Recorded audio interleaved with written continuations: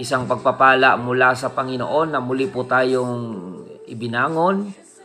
Tayo po ay ginising ng Panginoon na may kalakasan, may kapayapaan upang patuloy po nating gampanan ang paglilingkod sa Diyos sa bawat araw ng ating mga buhay.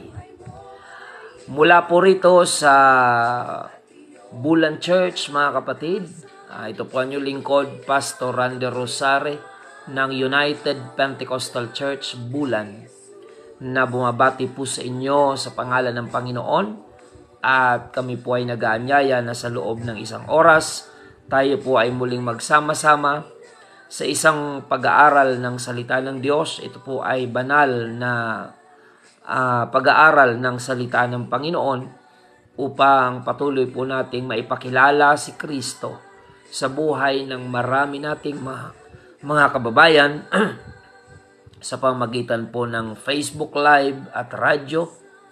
Ang Panginoon ay patuloy po nating ipakilala sa buhay ng ating mga taga-subaybay. Welcome to our program, Si Jesus ang Buhay na Pag-asa. At sa lahat po ng ating mga kababayan dito po sa Bayan ng Bulan, good morning po sa inyong lahat, mga kapatid. Patuloy nawa kayong pagpalain ng Panginoon sa lahat ng aspeto ng ating mga buhay. Spiritual, physical, and even material, mga kapatid, na ating kailangan sa ating daily living. Patuloy po nawang i-provide ng Panginoon ang ating mga kababayan sa ating mga pang-araw-araw na pangailangan. Physical.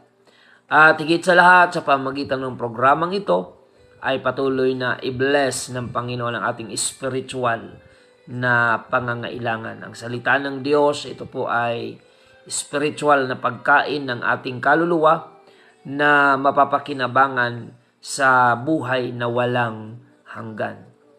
Salamat din po sa management ng istasyong ito ng New Gen FM na patuloy po tayong pinagkakalooban ng pagkakataon na mapakinggan sa ere ang salita ng Diyos sa pamamagitan ng programang ito. Ganon din ang ating mga kababayan na patuloy pong walang sawang tumatangkilik sa ating pong napakaagang programa. Pagpalain po kayo ng ating Panginoon, mga kapatid. Sumainyo ang kapayapaan at akayin tayo ng Panginoon sa kanyang katuwiran at kabanalan tungo sa ikaliligtas ng ating pong mga kaluluwa. At sa mga viewers po natin, thank you for sharing our daily episode to your FB friends. Sa lahat ng inyong mga napapasahan ng video na ito, nawa ay kasihan po ng Panginoon ang kanyang salita at maging mananampalataya yung lahat ng makakapanood ng ating araw-araw na pag-aaral ng salita ng Panginoon. Sa Diyos lamang po ang papuri, ang kaluwalhatian at ang pagsamba. Batiin din po natin ang lahat ng mga kapatiran ng United Pentecostal Church Bulan, na kung saan mayroon po tayong 3 congregation na pinangangasiwaan sa tulong at biyaya ng ating Panginoon. Good morning sa ating congregation dyan sa Magsaysay Bulan. Pagpalain po nawa kayo ng ating Panginoon at magpatuloy po tayo sa paglilingkod sa Diyos. Lahat ng mga kapatiran dyan sa Magsaysay Bulan, lahat ng mga baptized in Jesus' name, ay magpatuloy po tayo na sama-samang paglingkuran ang Panginoon para po sa paghahanda sa kanyang muling pagbabalik. Maging ang ating congregation dyan po sa Santa Remedios Bulan, pagpalain po kayo ng ating Panginoon. At maging ang ating congregation dito po sa Iquirino Bulan, pagpalain po kayo ng ating Panginoon. Sa mga nais pong magpaabot ng inyong mga mensahe, maaaring yan ay prayer request, testimonies, or mga message of appreciation kung paano po ginagamit ng Panginoon ang programang ito sa inyong buhay. Balitaan nyo po kami, mga kapatid, at pagpalain po kayo ng ating Panginoon. You can text me at 0951-932-0038.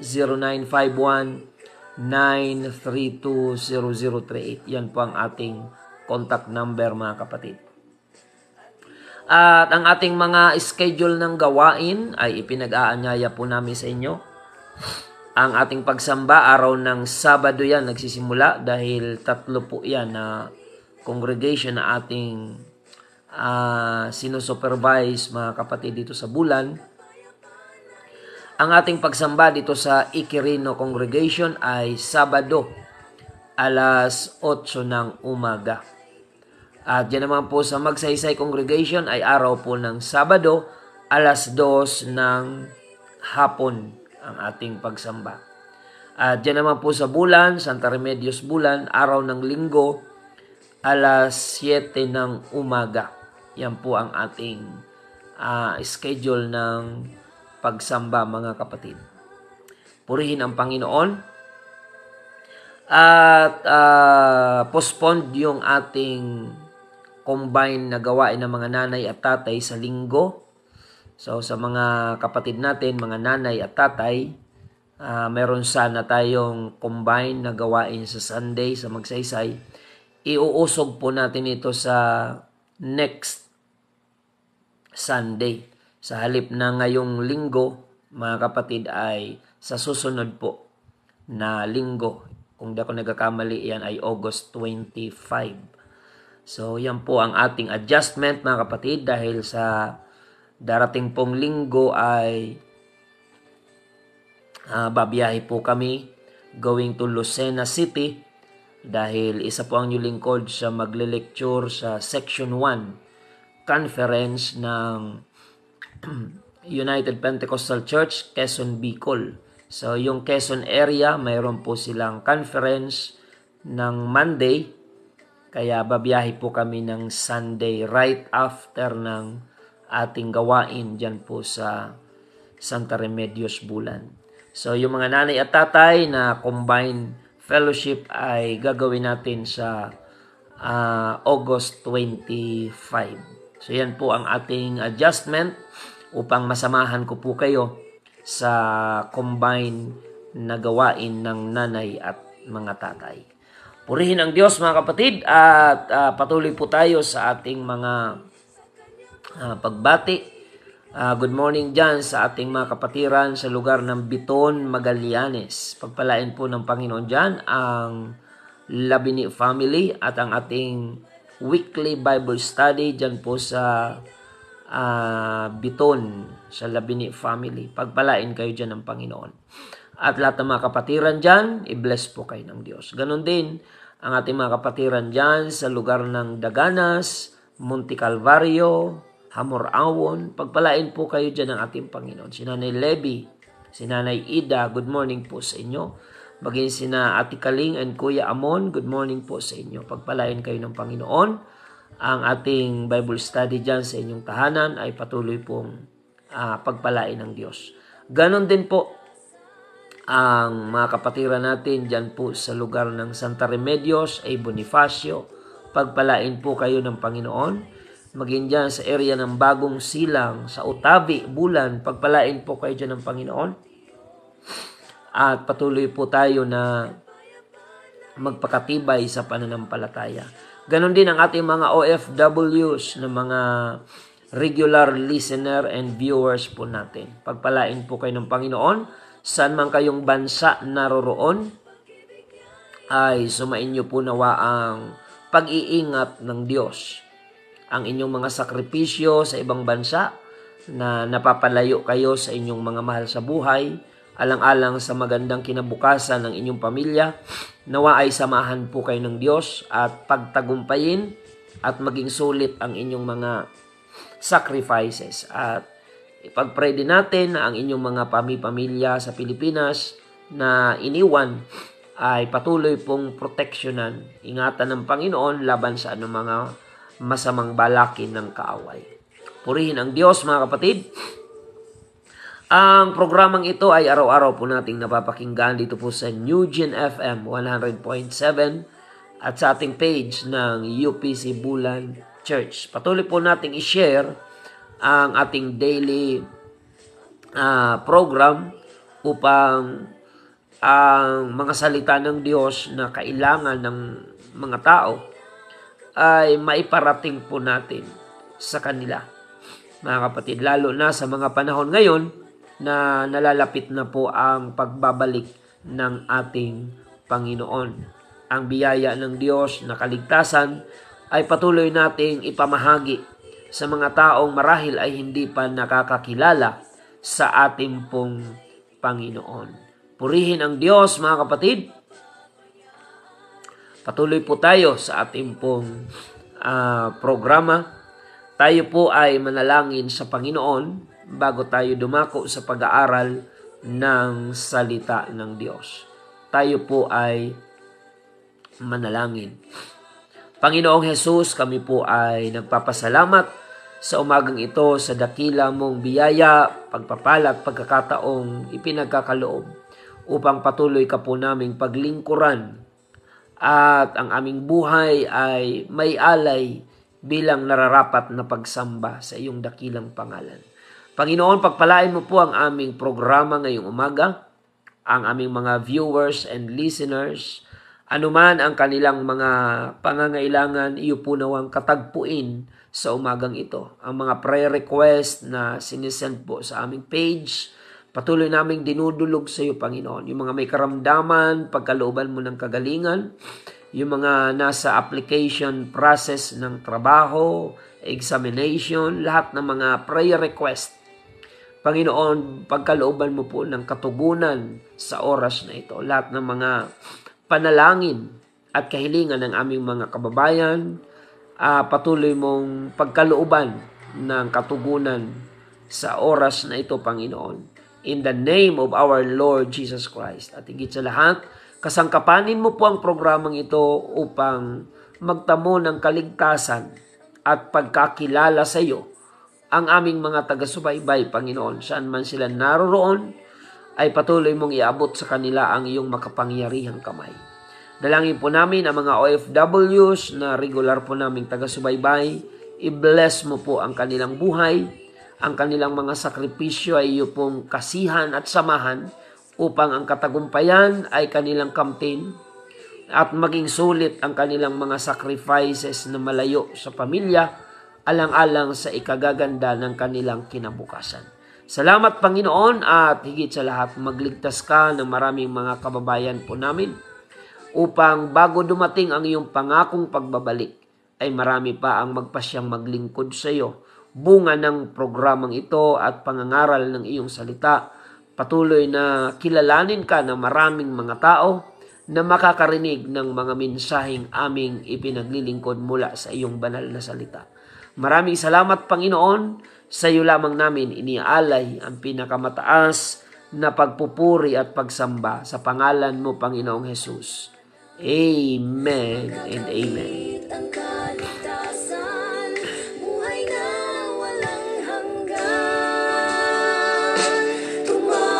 Patuloy po tayo, mga kapatid, sa programang Si Jesus ang Buhay na Pag-asa.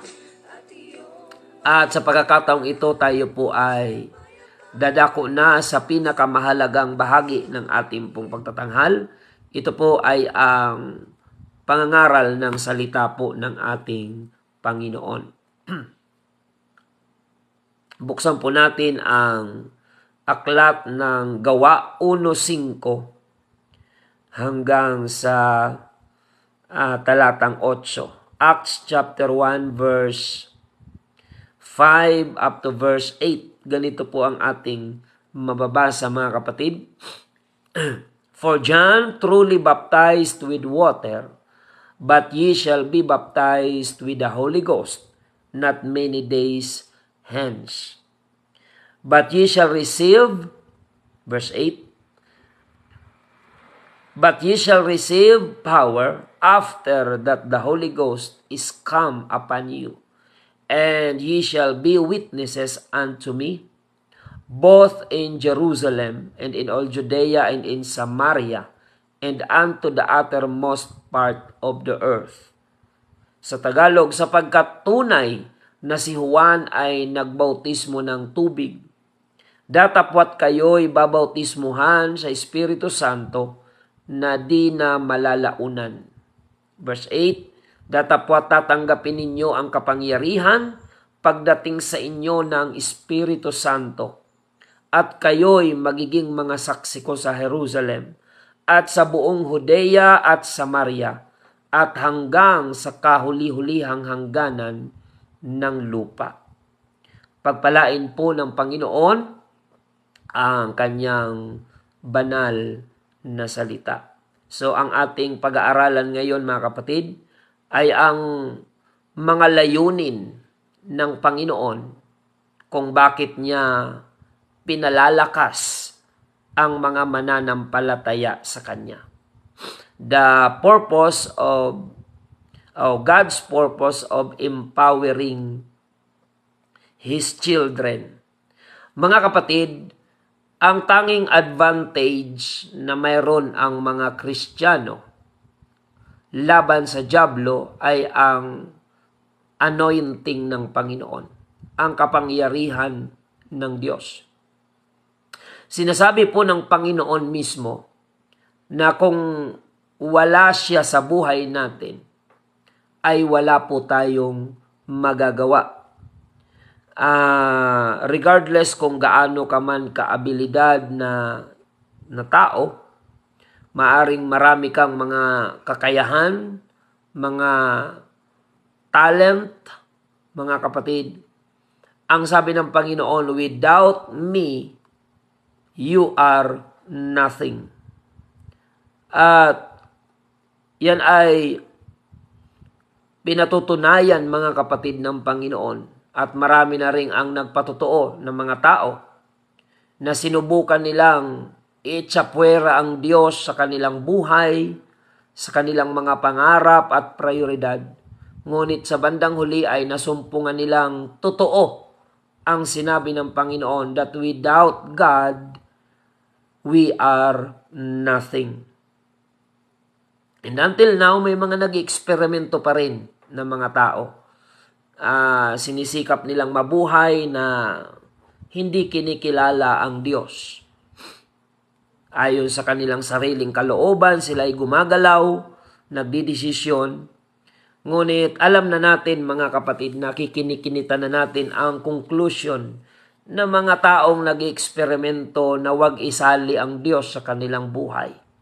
Sapagkat ang salita ng Panginoon ay hindi pwedeng magbulaan. Mga kapatid, ang langit at lupa ay lilipas, subalit ang salita ng Diyos ay mamamalagi magpakailanman. Mga kapatid, ang katotohanan ay nananatili na sinabi ng Panginoon na kung wala siya sa ating mga buhay, tayo ay walang magagawa. Our lives will be empty without the Lord Jesus Christ. He is the vine and we are the branches. Without Him, we can do nothing. So, alamin natin ang mga layunin ng Diyos. Bakit kailangan niyang i-empower or palakasin ang kanyang mga mananampalataya o yung mga anak ng Diyos na tinatawag ang mga tunay na Kristiyano? Bakit kailangan niya tayong i-empower? Because we are powerless against the power of Satan. Kung maaalala natin, mga kapatid, si Satanas ay dating Lucifer. Bago siya nagpakasama, siya ay katiwala ng Diyos, mga kapatid. Kung kaya't bilang katiwala ng Diyos, lingkod ng Diyos si Lucifer before. Siya po ay binigyan ng Panginoon ng kapangyarihan, mga kapatid. At nung inihulog si Satanas sa lupa, dahil siya ay nagpakasama, hinulog siya ng Panginoon sa lupa, hindi naman binawi ng Diyos yung kapangyarihang ibinigay kay Lucifer. So, yan ngayon ang ginagamit ng dyablo. Si Lucifer ay naging Satanas. hinulog siya sa lupa, ngunit hindi naman ng Diyos binawi yung kapangyarihang ibinigay kay Lucifer. Kaya kung noon ay ginagamit ito sa kabutihan, ngayon ay ginagamit ng dyablo yung kanyang kapangyarihang taglay na ito'y galing din sa Panginoon upang dayain ang maraming mga tao at marami nating mga kababayan. So kung kaya't mga kapatid, in order for us to overcome the power of Satan, we need to be empowered by the presence of the Lord Himself. Kaya nga mga kapatid, ang sabi doon sa binasa natin, Acts chapter 1 verse 8, "But you shall receive power after that the Holy Ghost is come upon you." Nagiging powerful lamang ang isang Kristiyano laban kay Satanas kapag nasa atin ang kapuspusan ng banal na Espiritu. At ito rin yung nagpupush sa atin upang yung ating mga natutunan sa salita ng Diyos ay ating mai-apply sa ating pong mga buhay. May mga tao pong well-informed pagdating sa Bible, pero ang buhay nila ay walang transformation. Bakit? Sapagkat meron lang silang head knowledge, but they don't have the real and personal experience with the power of God's presence. Kaya sa programang ito ay lagi nating binibigyan ng emphasis yung presensya ng Diyos, yung anointing ng Panginoon, because that's the only advantage we have against the power of Satan, the anointing from the Lord. So kaya hangarin natin mga kapatid, yung basbas ng Panginoon, yung kanyang banal na Espiritu, na every time na tayo ay nananalangin, nagpupuri at sumasamba, ay lagi tayong ma-revive, mapuspos ng kanyang kapangyarihan upang pagharap natin sa mga hamon ng buhay na gawa ng kaaway, ay meron tayong sapat na kapangyarihan upang gapiin ang mga gawa ng dyablo na nagpapahina sa ating mga espiritual na paglilingkod sa Diyos. So, isa-isahin natin yung mga layunin, God's purpose of empowering His children. Praise God. Sabi po ng Panginoon sa John chapter 15 verse 5, "I am the vine and ye are the branches. He that abideth in me and I in him, the same bringeth forth much fruit. For without me, ye can do nothing." Purihin ang Panginoon. So, kailangan ang ating connection sa Panginoon ay huwag mapuputol, mga kapatid. Sapagkat tayo yung mga sanga, siya ang puno. Ang sanga ay dapat laging dependent sa puno. Upang ang sanga ay mamunga, and we are the branches, we must be connected to the vine all the time, mga kapatid. Once na ang sanga ay kinut off natin sa puno, ang puno ay mabubuhay pa rin. Dahil puno siya, pero ang sanga ay mamamatay. At kapag ang sanga ay namatay, hindi yan mamumunga. Purihin ang Panginoon. Maging ang pagpasok sa kaharian ng Diyos, kailangan natin ang maipanganak sa Espiritu, hindi lamang sa tubig. Binasa natin kanina na si John the Baptist ay nagbabautismo sa tubig, ngunit sabi niya, "Sa hulihan ko ay may dumarating na mas makapangyarihan kaysa sa akin." Tinutukoy niya si Jesus Christ, na hindi niya ako karapat-dapat magtanggal ng kanyang panyapak. Siya ang sa inyo'y magbabautismo sa Espiritu at sa apoy. John chapter 3 verse 5, Jesus answered, "Verily, verily, I say unto thee, except a man be born of water and of the Spirit, he cannot enter into the kingdom of God. So, talking about entering to the kingdom of God, we need to be born in the Spirit of the Lord. Kailangan tayong ipanganak sa Espiritu after na tayo ay maipanganak sa tubig. Dalawang bahagi po ang pagiging born again. We need to be born in water and of the Spirit in order for us to enter into the kingdom of God. And that is biblical principle, mga kapatid, na hindi natin pwedeng baluktutin o baliin sapagkat yan ay salita ng Panginoon. Verse 6 of chapter 3 of John, that which is born of the flesh is flesh, and that which is born of the Spirit is Spirit. Ang ipinanganak sa laman ay laman nga. Datapwat ang ipinanganak sa Espiritu ay Espiritu nga. So ang ating laman at dugo ay hindi po ito magmamana ng kaharian ng Diyos. Kaya kailangan ipanganak tayo hindi lang sa laman, kundi ipanganak tayo sa Espiritu. Sapagkat ang ating laman at dugo, hindi ito qualified na pumasok sa kaharian ng Diyos. Flesh and blood will not inherit the kingdom of God. Yan po ang sabi ni Apostol Pablo, mga kapatid.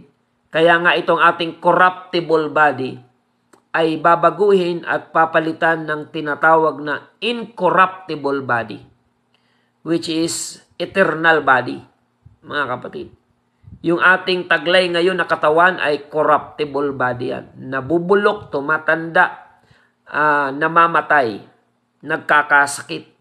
Yan po kasi ay corruptible body. Ngunit pagkatapos ng katawang lupa na ito, sabi ng Biblia, papalitan ang ating katawang lupa ng incorruptible body. Katawang hindi na nagkakasakit, hindi tumatanda, hindi mabubulok, hindi mamamatay. Preparing for our eternity, mga kapatid.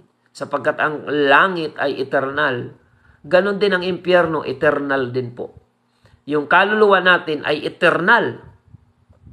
Kaya dapat pagpasyahan natin ngayon pa lang kung saan natin gugugulin ang eternity ng kaluluwa natin. Doon ba sa kalangitan o doon sa eternal fire sa impyerno? So we need to choose now because tomorrow may be too late. Bukas ay maaaring huli na. Ang tao ay namamatay nang hindi nagpapaalam ang Diyos na kukunin na ang buhay niya. Kaya redeeming the time because the days are evil. So tanggapin natin ang empowerment ng Panginoon sa mga mananampalatayang nakikinig ngayon. I-accept natin, i-claim natin yung empowerment galing sa presensya ng Diyos sapagkat wala tayong magagawa upang gapiin ang dyablo sa sarili lamang nating makataong kakayanan. We need the power of God in our lives. Praise the Lord. Tuloy tayo mga kapatid. Kung ang ipinanganak ng laman ay laman nga, napakahalaga nung sinabi ni Jesus Christ kay Nicodemo na kailangan nating ipanganak sa tubig at sa Espiritu. John chapter 3 verse 5. Upang makapasok tayo sa kaharian ng Diyos. At sapagkat ang ipinanganak ng laman hanggang lupa lang yan. Laman lang yon. Ngunit kung ipapanganak ka sa Espiritu, pagkatapos ng iyong katawang lupa, mayroon kang eternal life doon sa piling ng Panginoon na bunga ng ating paglilingkod sa Kanya. Praise the Lord. Number 1, mga kapatid, na purpose ng Diyos, bakit niya tayo kailangang palakasin ng Kanyang presensya? Mga kapatid, you need God's power to overcome yourself. Don't you know, brothers and sisters, that yourself is your enemy? Sabi ni Apostol Pablo sa 1 Corinthians chapter 9 verse 27, "But I keep under my body and bring it into subjection, lest that by any means, when I have preached to others, myself should be a castaway. Ngunit hinahampas ko ang aking katawan at aking sinusupil, baka sakaling sa anumang paraan, pagkapangaral ko sa iba, ay ako rin ay itakwil." So may posibilidad, sabi ni Pablo, na pagkatapos niyang mangaral sa iba, maligtas yung nakarinig, pero siya kung hindi mag-iingat, ay pwedeng itakwil pa ng Panginoon. Ito'y patunay, mga kapatid, na kahit si Pablo ay hindi siya naniniwala doon sa katuruan na once you are saved, always saved. Dahil siya mismo, si Pablo, mangangaral na siya ng Panginoon, ginamit siya ng Panginoon mightily sa pagmiministeryo. Pero ang sabi niya, hinahampas ko niya ang aking sarili. Ang tinutukoy dito, hindi penitensya, kundi pagdidisiplina sa sarili. Aking hinahampas ang aking katawan at aking sinusupil, baka sakaling sa anumang paraan pagkapangaral ko sa iba, ay ako rin ay itakwil. Pwede pala yun, posible pala yun. Na ikaw nangaral sa iba, yung nakarinig ng pinangaral mo ay naligtas, ikaw na nangaral kung hindi ka mag-ingat, pwede kang mapahamak at matakwil. So, sa statement na ito ni Apostol Pablo, ay pinatutunayan, mga kapatid, na hindi po biblical yung once saved, always saved pag narito pa tayo sa lupa. Ang aking pananaw, mga kapatid, understanding from the Word of God ay mangyayari po yung once you are saved, always saved pag naroon na ang mga Kristiyano sa piling ng Panginoon. Kasi tayo, kahit tumanggap na tayo ng kaligtasan dito sa lupa, tao tayo na kailangang mag-ingat. We should maintain our good relationship with God to maintain the salvation that we receive freely from the Lord Jesus Christ. Ingatan. Kaya nga ang Biblia, punong-puno yan ng mga babala. Punong-puno ng mga warning, mga kapatid. Ang manatili hanggang wakas, siya maliligtas. Ingatan mo ang iyong sarili at ang iyong turo, sabi ni Pablo kay Timoteo, sapagkat sa paggawa mo nito ay ang iyong sarili ang ililigtas mo, pati ang mga nagsisipakinig sa iyo.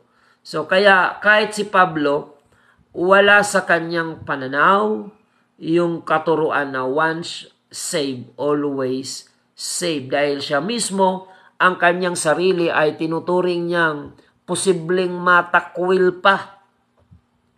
Pagkatapos niyang mangaral ng tama sa iba, yung mga taong pinangaralan ay maligtas, pero ang kanyang sarili ay pwede palang, may posibilidad palang matakwil pa, mga kapatid. Kaya, huwag nating tanggapin ang aral na once saved, always saved.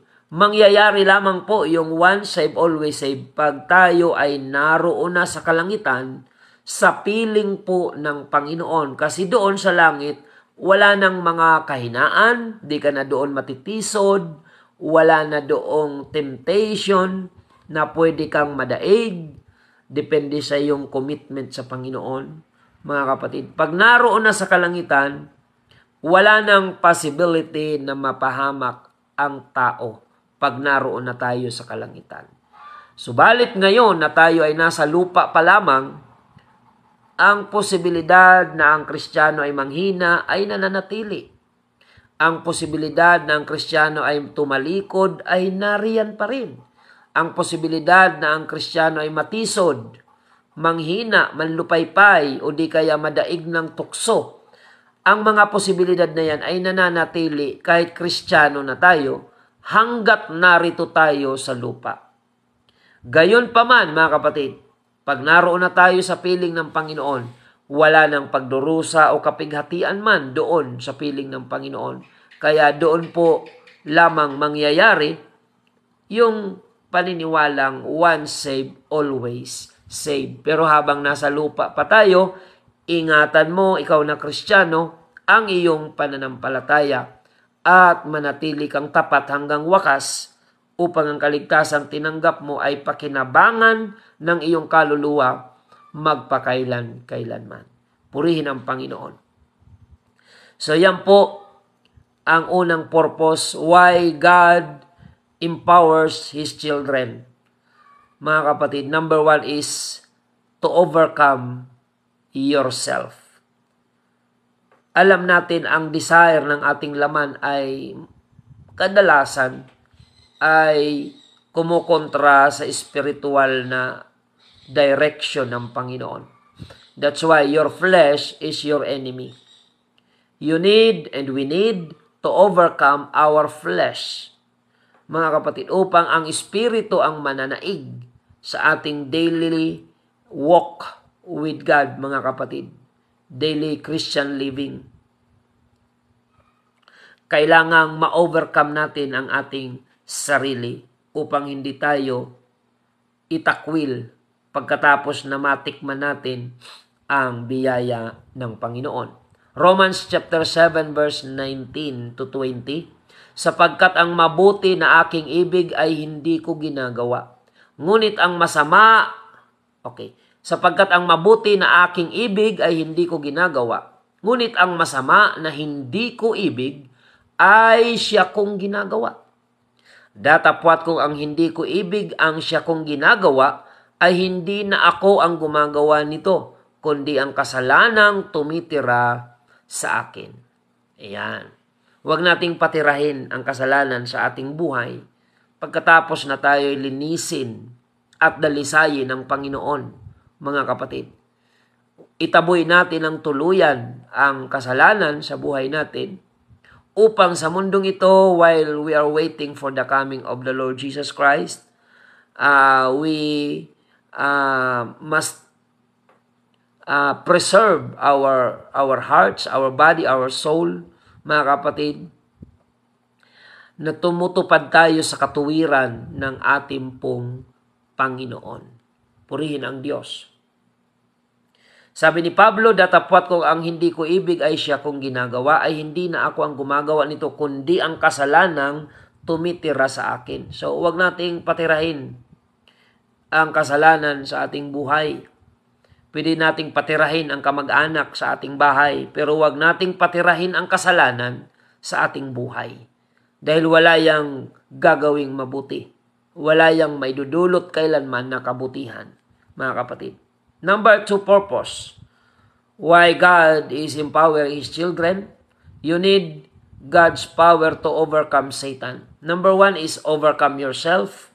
Number 2 is we need to overcome Satan. Kanina ay nabanggit ko po that the only advantage we have against Satan is God's anointing. Without the anointing from the Lord, we cannot defeat Satan. That's for sure, mga kapatid. We are powerless as ordinary people, mga kapatid, without God. We are powerless against Satan kapag wala sa atin ang presensya ng Panginoon. So, in order to overcome Satan, sabi po ni Jesus Christ sa Luke chapter 10 verse 19, Behold, I give unto you power to tread on serpents and scorpions, and over all the power of the enemy, and nothing shall by any means hurt you.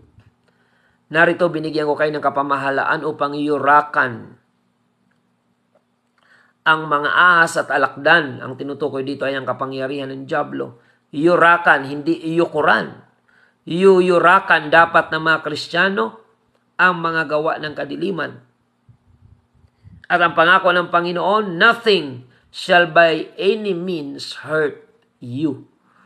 Sa anumang paraan ay hindi kayo maaano. 1 John chapter 4 verse 4. Ye are of God little children, and have overcome them, because greater is He, ang tinutukoy dyan ay ang Panginoon, that is in you than he, si Satan, that is in the world.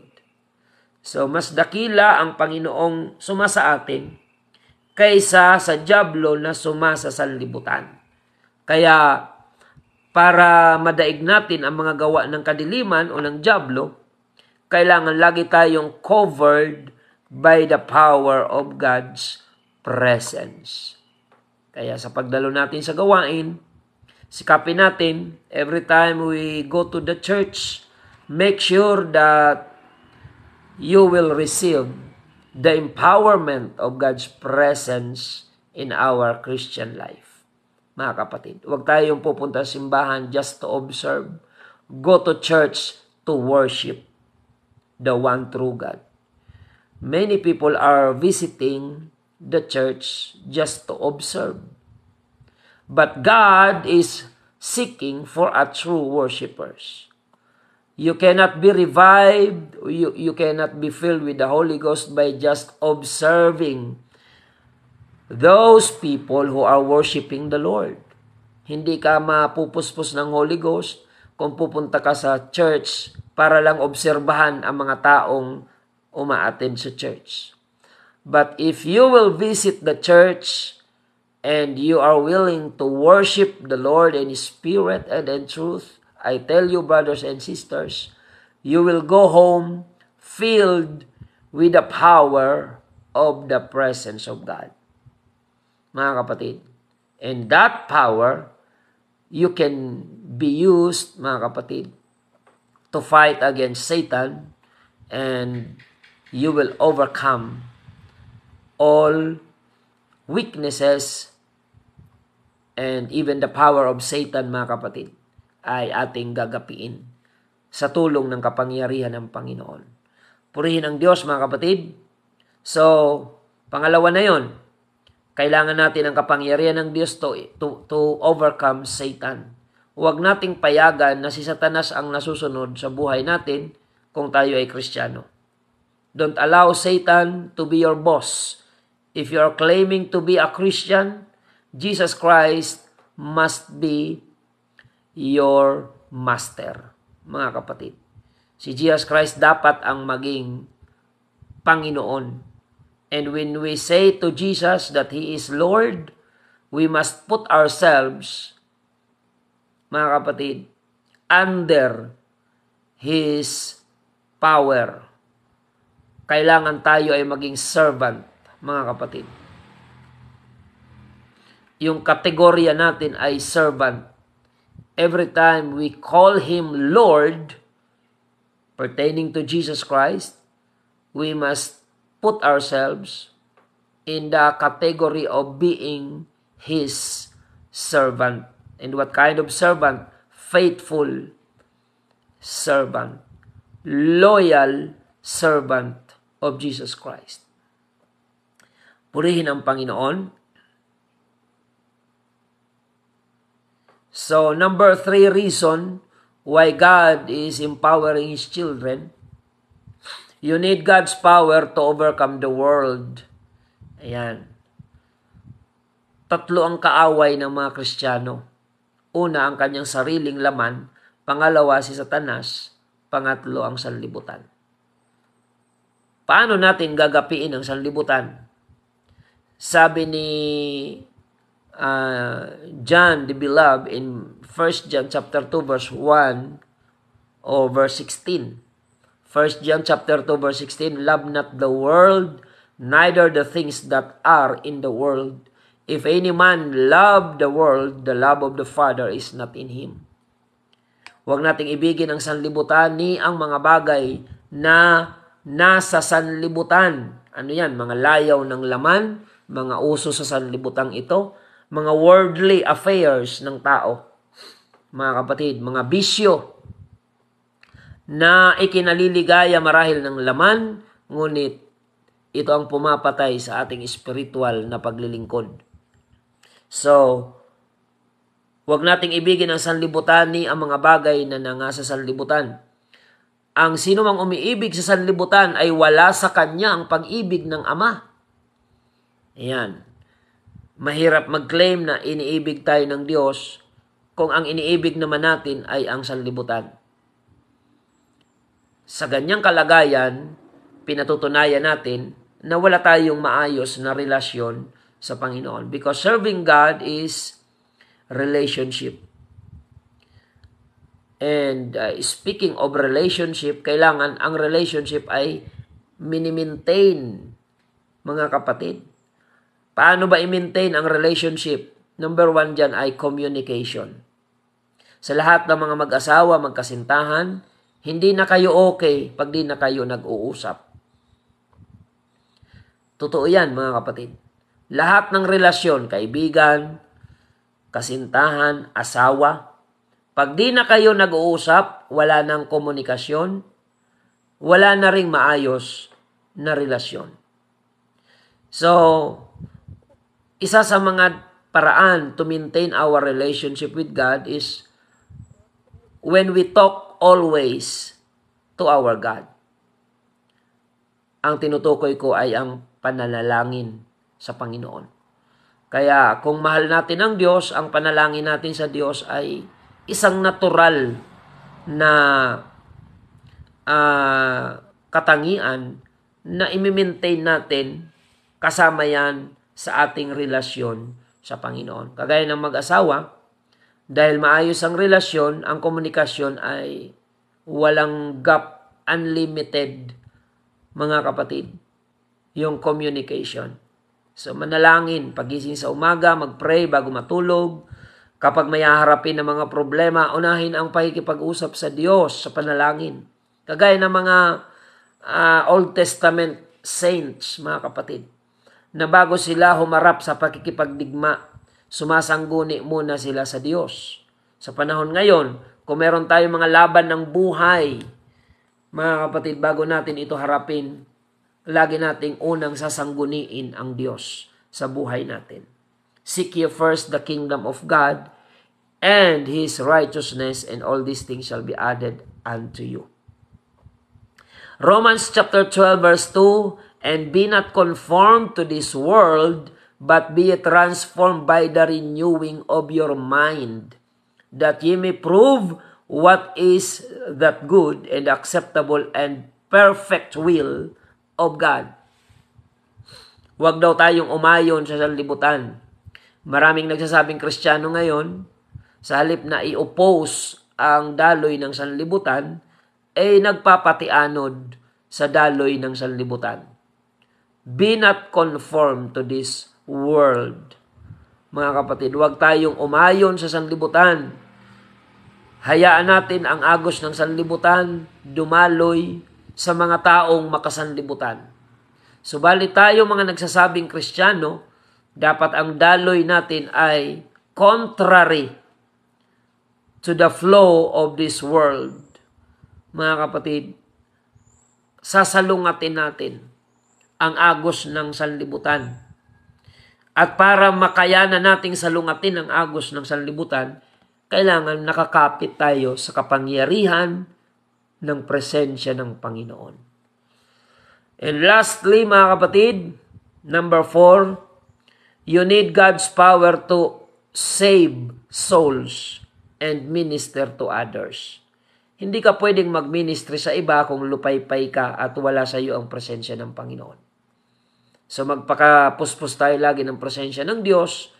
Una, para ma-overcome natin ang ating laman. Pangalawa, para ma-overcome natin si Satanas.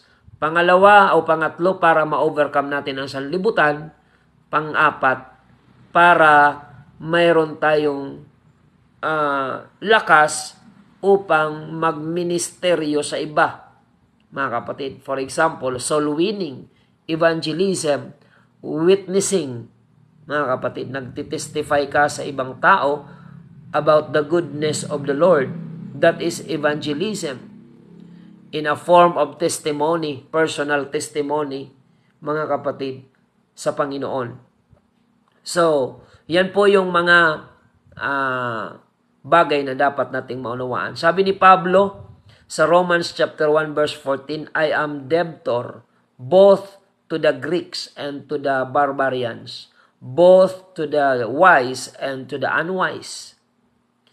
In verse 16, mga kapatid, o 15, so as much as in me is I am ready to preach the gospel to you that are at Rome. For I am not ashamed of the gospel of Christ, for it is the power of God unto salvation, to everyone that believeth, to the Jew first, and also to the Greek. So mga kapatid, itinuring na Apostol Pablo na siya may utang sa mga taong hindi pa nakakakilala sa Panginoon. At yan din ang motivation namin sa aming puso sa programang ito. Kung paanong tinanggap namin ng walang bayad ang katotohanan ito, that there's only one true God, His name is Jesus Christ. Walang bayad na yan ay aming tinanggap. May mga taong nagsacrifice para kami makilala sa isang Diyos. Ganon din ang aming iniisip, mga kapatid. That's why we are doing this, mga kapatid, preaching the Word of God daily. Sapagkat sabi ni Pablo, may utang siya sa mga barbaro at sa mga Griego, sa mga Gentile. Kaya upang makabayad siya sa utang na tinuturing niya, kailangan niyang ipangaral ang ebanghelyo sa mga nasa Roma, mga kapatid. Kaya yung ating pagkilo sa evangelism upang magligtas ng mga kaluluwa ay pagbabayad utang yan. Nung makilala natin ang Panginoon, may mga taong nagsakripisyo para sa atin na tayo ay akayin, turuan, mga kapatid. Ngunit ngayong nakakilala na tayo sa Panginoon, gawin din naman natin ito sa iba na hindi pa nakakakilala sa Panginoon. So yan po mga kapatid ang ating natalakay ngayong umaga. Nawa ay kinapulutan nyo ng kalakasang espiritual ang paksang ito. Mga kapatid, i-apply natin ito sa ating buhay. So number one purpose of empowering the church, mga kapatid, is to overcome ourselves. Number two, to overcome Satan. Number three, to overcome the world. And lastly, to minister to others, mga kapatid, para gamitin tayo ng Panginoon sa evangelism. Kasi wala pong soul winner na effective kung siya ay lupaypay. Gaano ka man ka soul winner, gaano ka man ka gifted in terms of winning souls, kung ikaw ay mahina spiritual, lahat ng qualities na yan ay hindi gagana. Hindi yan magiging effective without the power of God in our lives. Maraming salamat mga kababayan at mga kapatid. Pagpalain kayo ng Panginoon. Yan ang ating naipaglingkod na salita ng Diyos ngayong umaga. You can share the video to your FB friends. Pwede nyo itong pag-usapan sa inyong mga Bible studies. Pwede nyo itong ituro sa inyong mga anak, kaibigan at kakilala. Sapagkat malapit na ang pagbabalik ng Panginoon. We need to be empowered by the presence of the Lord in order for us to be used by God effectively and mightily to save others. Maraming salamat mga kababayan. Hanggang dito lang muna ang ating pagtalakay. Tayo po ay manalangin sa ating pansamantalang pagtatapos. Panginoong Jesus, maraming salamat sa iyong katapatan at kabutihan. Salamat sa paksang ito na muli po naming pinaglingkod at ibinahagi sa aming mga kababayan. Panginoon, patuloy mong kasihan ang iyong banal na Espiritu ang mga salita mong aming ipinaglingkod ngayong umaga. At patuloy po naming dalangin, Panginoon, na magligtas ka ng marami naming mga kababayan, magpagaling ka ng mga may karamdamang taglay, at patuloy kang umakay ng mga tao mula sa kadiliman patungo sa iyong kagilagilalas na kaliwanagan. Maraming salamat, Panginoon. I pray to bless this topic na ito ay maging pagpapala sa marami naming mga taga-subaybay sa radyo at maging sa Facebook Live. Ito po aming samot dalangin, Panginoon. Bless the United Pentecostal Church and all our effort na ginagawa, Panginoon, to share the gospel of salvation sa mga taong di pa nakakakilala sa iyo. Bless this program also and even your servant, Panginoon, na ginagamit upang ibahagi ang mga katotohanan ito. Pagpalain mo po ang aming mga buhay, ang aming mga ministeryo ay patuloy mo pang gawing makapangyarihan na gamitin ng Diyos sa pagligtas ng maraming kaluluwa. Maraming salamat, Panginoon. Ito po ang aming samot dalangin in the name of our Lord Jesus Christ we pray. Amen and amen. Mga kapatid, bago po ako magpaalam sa radyo, maraming salamat sa inyong pagsubaybay. Sa mga nais mag-request ng Bible study, ito po ay walang bayad na aming paglilingkod sa inyo. Pwede kayo tumawag sa 0951-932-0038. 0951-932-0038. At sa Facebook Live, patuloy nyo pong i-share mga kapatid yung ating page, UPC Bulan Church. Ipag-invite natin ito upang marami pa ang makaalam, makakilala sa Panginoon habang nalalapit na ang kanyang pagbabalik. Maraming salamat mga kababayan at mga kapatid. Pagpalain kayo ng Panginoon.